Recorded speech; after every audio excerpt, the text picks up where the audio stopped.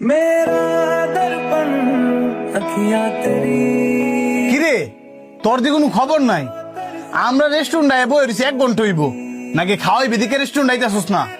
আরে তুই জানোস না আমার অফিসের থেকে বাড়িতে যে লেট হয়, তোরা ব আমি অনে আইতাছি। আচ্ছা তো তুই আয়, আমরা খাবার অর্ডার দিয়ে খাইতে থাকি। এই ওয়েটার, স্যার আপনারা কি খাবেন বলেন? আপাতত 4টা চিকেন চাপ আর নান রুটি নিয়ে আইও। Okay sir. শুধু কি চিকেন চাপ আর নান রুটি খামু? অন্য কিছু খাইতাম না? যেটা আইতাছে আপাতত এটা খাইয়া শেষ কর, পরে যেটা মন চায় একটা একটা করে অর্ডার দিস। কারণ হ্যাঁ যেহেতু কইছে আমরা যা খামু তাই খাওয়াইবো, তার মানে আই খাওয়াইবো।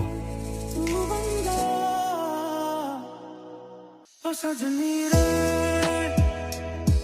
कैसे कटे दिन रात, कैसे हो तुझसे बात। কিরে খাবার তো একটা পরে একটা আনায় খাইতেই আছি, হ্যাঁ দ নাইতাছে না, হ্যাঁ আর একটা ফোন দেস না।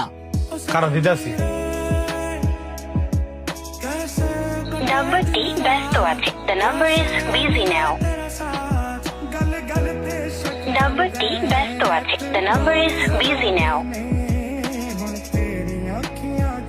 নাম্বার দি বন্ধ কই? হ্যাঁ মোবাইলটা বন্ধ করে নিশ্চিত বাসায় ঘুমাইতাছে। হ্যাঁ বালা করে জানে আমরা রেস্টুরেন্টে খাইতে আইলে অনেকটা বিল তুলমু। হ্যাঁ বাসায় যাকার জানি স্যার, হ্যাঁ যে কইছে রেস্টুরেন্টে আম করে খাওয়াইবো, তো হ্যাঁ বিলটা দিয়ে যাইতো।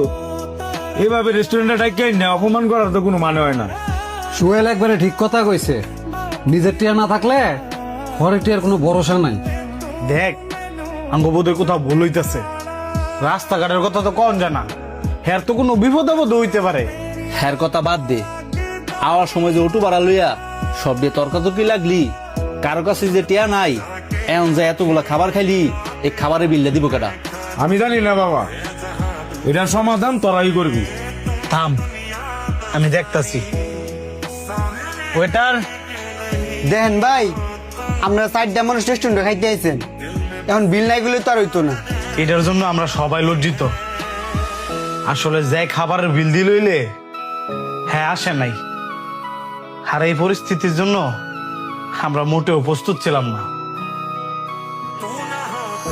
আপনাদের রেস্টুরেন্টে এসে আমরা খামু আর বিল না দেওয়ার বাহানা করমু, ওরকম ছেলে আমরা না।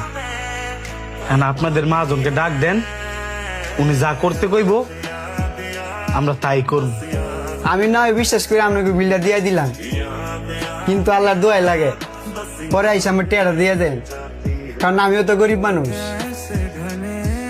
আপনার অনেক ধন্যবাদ ভাই। धीरे